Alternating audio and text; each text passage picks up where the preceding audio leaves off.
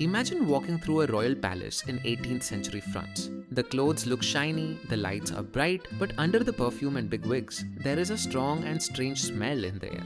Bathing was rare and water was feared. Yet people wrapped themselves in layers of lace, velvet, and silk, and no one questioned why.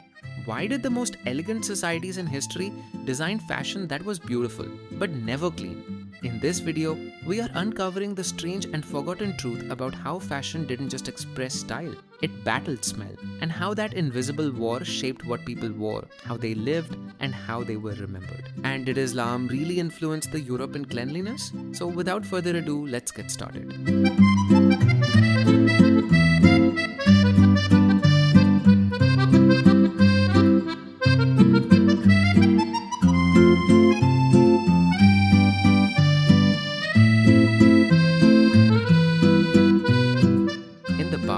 Even the most powerful civilizations struggled with something we take for granted today: clean water. In the Middle Ages, for example, public baths existed but were often seen as unhygienic. The lack of running water meant people couldn't bathe daily, or sometimes even weekly.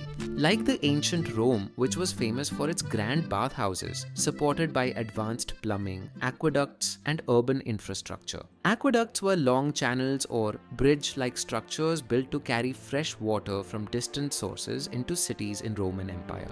But after the fall of the Roman Empire, everything began to change. Cities started shrinking, people abandoned urban life and moved to the countryside for safety. Roads, once carefully maintained by Roman engineers, began to crumble without any centralized power to repair them. And as the empire's organized systems collapsed, so did the maintenance of public buildings like bathhouses. With fewer people, less trade, and no funds or authority to maintain them, these public baths fell into disrepair. Bit by bit, the culture of regular public bathing, once a proud part of Roman daily life, began to fade from Europe. The lack of water, combined with the absence of plumbing, made bathing an inconvenient and often dangerous activity. As a result, clothes served as a kind of second skin, absorbing sweat and dirt, and once worn, were rarely washed. Instead, they were aired out or even sprinkled with perfumes and powders to mask odors. Imagine wearing heavy layers in the heat of summer, not able to wash your face or body regularly. This is the reality many lived in. Back then, cleanliness didn't mean removing dirt, it meant hiding its smell with perfumes or scented oils.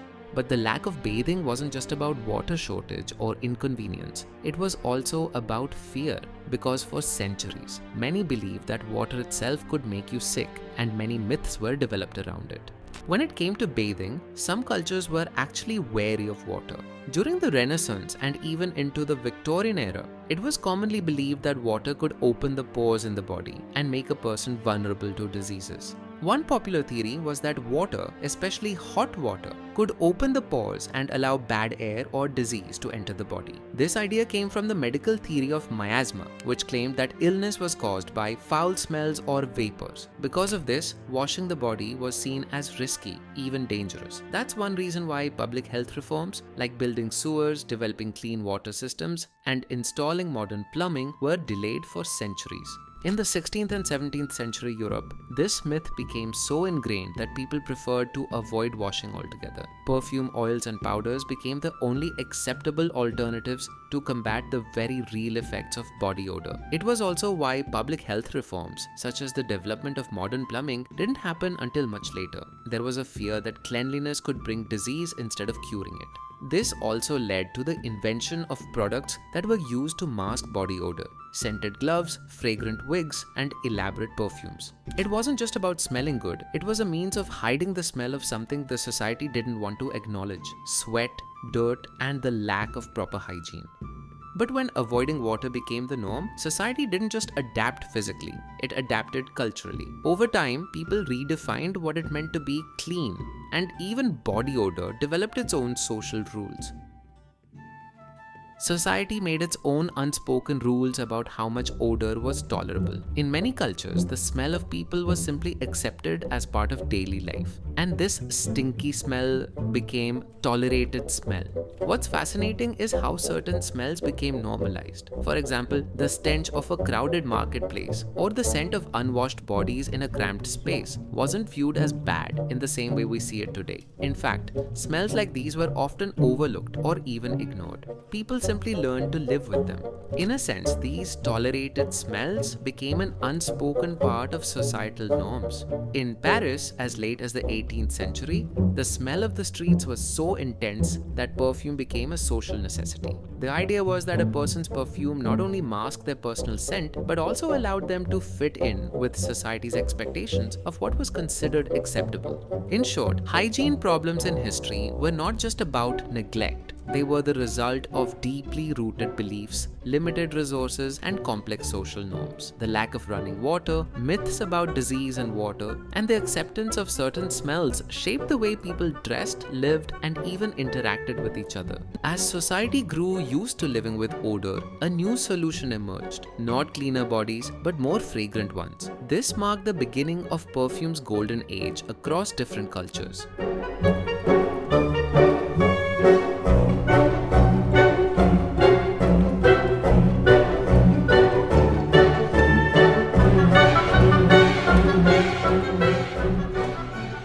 As hygiene practices faded, perfume didn't just become a tool to hide body odor. It became a language of power, class, and even identity. In many cultures, scent became a sign of civilization. Like in 17th and 18th century France, the courts of Louis XIV and Louis XV were filled with perfumes. Not only worn on the skin, but sprayed on clothing, gloves, and even furniture. Versailles was known as the perfumed court, a place where the smell of roses or jasmine wasn't just pleasant, it was political.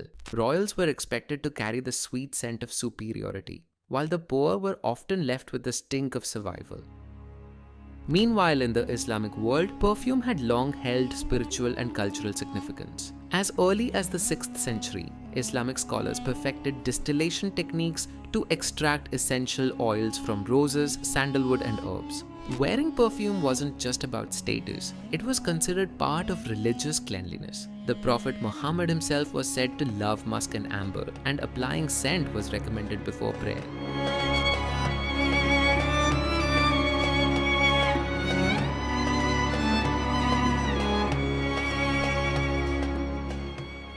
In India, the art of perfumery, known as attar, flourished under the Mughals. Perfumes were made from rose petals, jasmine, vetiver, and even rare ingredients like saffron. These were not synthetic. They were hand-distilled oils, often stored in decorative glass bottles. For Indian royalty, to be surrounded by scent was to live in luxury, harmony, and refinement. Across these civilizations, perfume was more than a cover-up. It was a symbol of power in France, of purity in Islam, and of pleasure and refinement in India. As perfume gained popularity, it began to find its way into clothing and accessories. Perfume wasn't just applied to the body anymore, it started being used on items people wore, like gloves, scarves, fans, wigs, and even the fabric of their clothes. One of the most curious trends was that of scented gloves. In 16th century Europe, especially in Spain and France, gloves were often soaked in orange blossom, civet, or lavender because the gloves were often made from leather, which had a strong, unpleasant smell. Soaking them in perfume masked both the natural odor of the leather and the sweat of the wearer.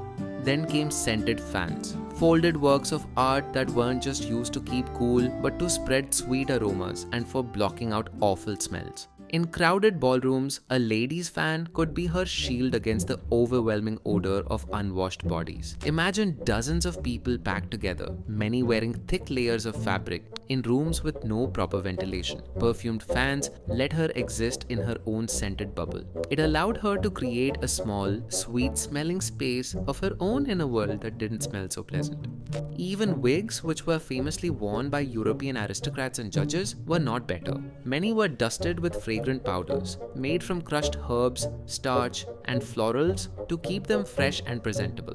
This made the head appear cleaner even when the scalp beneath was rarely washed. The wigs themselves were dusty, never washed, and sometimes full of bugs. If you scratched your head under one of those wigs, you'd probably get white gunk under your nails and maybe squish a bug or two. These perfumed items weren't just about comfort, they were a kind of social armor. Wearing them showed that you belonged to the upper class. Smell became a symbol of status, a subtle clue that marked the difference between the upper class and everyone else. But what exactly did historical perfumes smell like? Forget the fruity sprays we use today. The scents of the past were intense, animalic, and often strange by modern standards. One of the most prized ingredients was musk, originally derived from the glands of a Himalayan deer. It had a deep, earthy, almost sensual smell, and it was believed to have aphrodisiac qualities. Only the rich could afford it, and it was used in small quantity because of its potency. Then there was ambergris, a waxy substance formed in the stomachs of sperm whales and washed up on beaches. It smelled marine, slightly sweet, and acted as a fixative, meaning it helped other scents last longer. It was so rare and expensive that it was often more valuable than gold.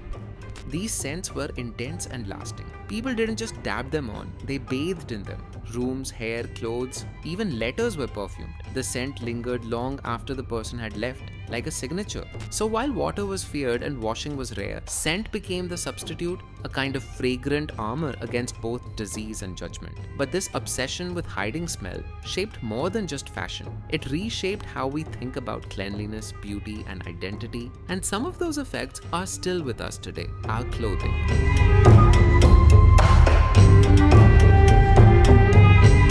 Imagine wearing 3 to 5 layers of clothing every single day, not for warmth, not even for modesty, but to mask the body's filthy stench. In the pre-modern world, changing clothes daily was a luxury few could afford. Most people, even the wealthy, didn't wash their garments after every wear. Instead, they layered chemises, corsets, bodices, petticoats, and overdresses. These layers acted like a barrier, trapping sweat and smell under layers of linen and wool. Queen Elizabeth I, for example, owned dozens of elaborate gowns, but rarely had them laundered.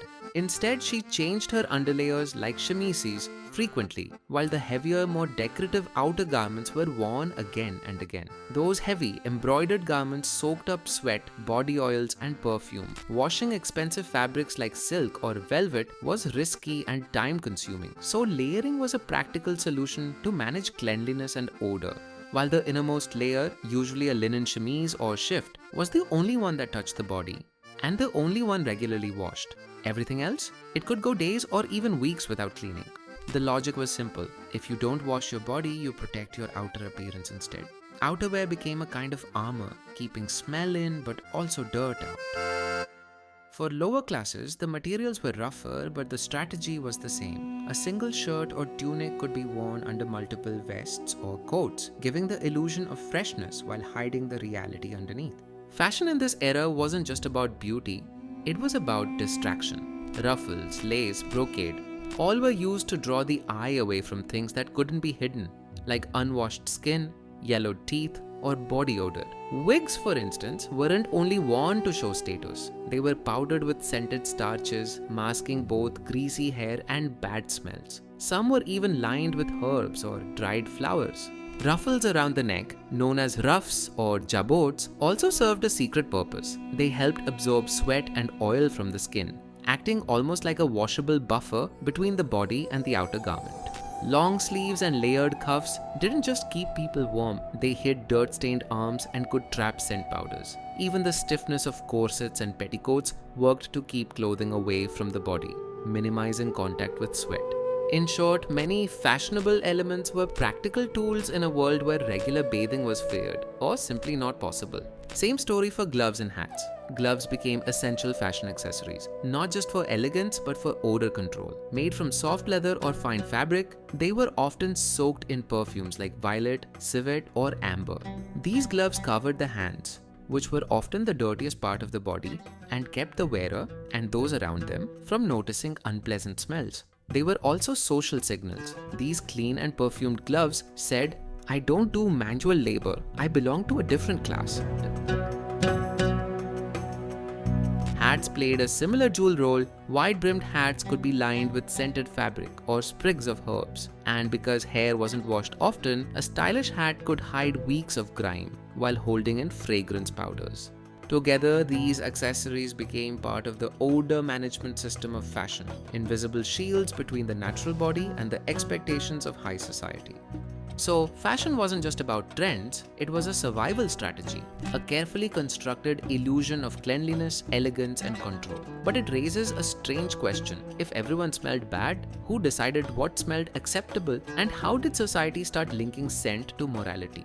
And when did things start to change? Could the Islamic world, with its baths, perfumes, and rituals, have reshaped Europe's ideas of cleanliness and fashion?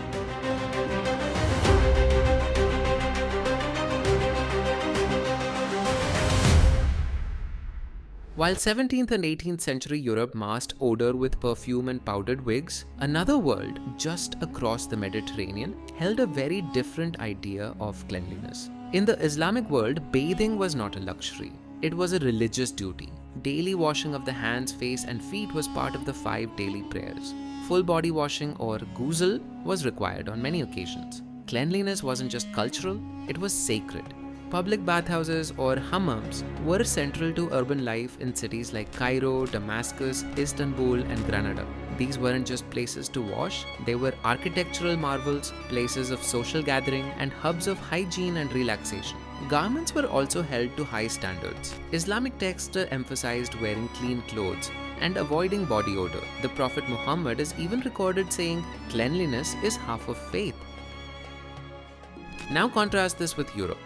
At the same time, many Europeans avoided bathing, believing water could open pores and allow in miasma, which we discussed earlier. But something began to shift through trade, travel, and conquest. When Europeans encountered Islamic cultures, in Spain, the Crusades, or through the Ottoman Empire, they didn't just take spices and silks, they also observed a model of personal hygiene that deeply impressed them. The return of public bathhouses in parts of Europe, especially during the Renaissance, was partly influenced by this contact. The rediscovery of ancient Roman baths in southern Europe, often preserved in Islamic Spain, sparked renewed interest in cleanliness. Different hygiene values shaped not just how often people washed, but what they wore. In Islamic cultures, breathable natural fabrics like cotton and linen were preferred, especially white, because dirt was visible and cleanliness could be maintained. Robes were loose, allowing airflow, reducing sweat buildup, and making washing easy. Meanwhile, European fashion was increasingly ornamental and constrictive. Heavy brocades, layered skirts, and tightly fitted corsets. These absorbed odor and rarely saw water. But as European trade with the East increased, so did their access to lighter fabrics. Cotton from India, fine muslin, and silks from Persia and the Ottoman Empire. These textiles, valued for their breathability, gradually influenced European preferences, especially in the 18th and 19th centuries. Cleanliness began to shift from something spiritual or elite to something scientific and social, and Islamic hygiene practices played a crucial but often overlooked role in that transition. So, how did we go from covering odor with lace and musk to worshipping soap and fresh laundry? The answer lies in a powerful mix of science, colonization, and capitalism. Because in the modern age, being clean isn't just healthy, it became a problem.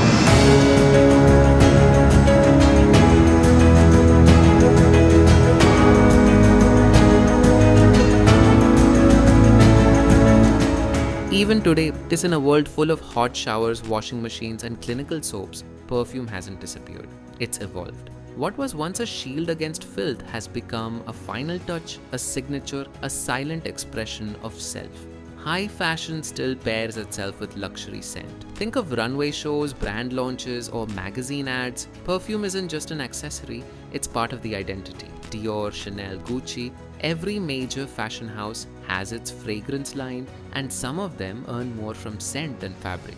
Why? Because scent is emotional. It creates memory. It suggests class, mood, even mystery. What began centuries ago as a mask for body odor is now a language of style. And just like in the courts of Versailles or the markets of Mughal India, the choice of fragrance still sends a message. Who you are, where you belong, or at least how you want to be seen. In the 20th century, the invention of deodorants and antiperspirants transformed the conversation. Cleanliness was no longer about masking smell, it became about eliminating it altogether. Ads told people that sweat was shameful, odor was unacceptable, and scent was the only cure. And so a billion-dollar industry was born. Not just perfume for the elite, but sprays, roll-ons, scented powders for the everyday person. From Old Spice to Axe, from Chanel No. 5 to Dove Invisible Dry, smell became a fashion category in itself. Something you buy, apply, and advertise every day. We don't layer lace to hide sweat anymore, but we still layer deodorants under colognes, scented lotions under perfumes. The habit remains, only the tools have changed. Now the final question is, do we still dress to smell good? The short answer, yes, though we don't always realize it. The fabrics we wear, cotton versus polyester, light versus heavy, affect how we smell and feel. The clean look trend, minimalist white shirts, soft breathable layers, all reflect deeper values of hygiene, freshness, and control over the body. We no longer need to perfume gloves or starch wigs with lavender, but we do spritz our wrists before a date, dab behind the ears before a job interview. Just like before, scent still completes the outfit. From ancient hammams to modern colognes, from silk layers to sweat-resistant techwear, fashion has always been about more than just appearance. It's about how we smell, how we're perceived, and how we tell the world who we are, without saying a word. If this journey through scent and style made you look at fashion a little differently, don't forget to support this channel. Hit the like button, share it with someone who loves history or fashion, and subscribe for more stories hidden in fabric, color, and culture. We really need your support.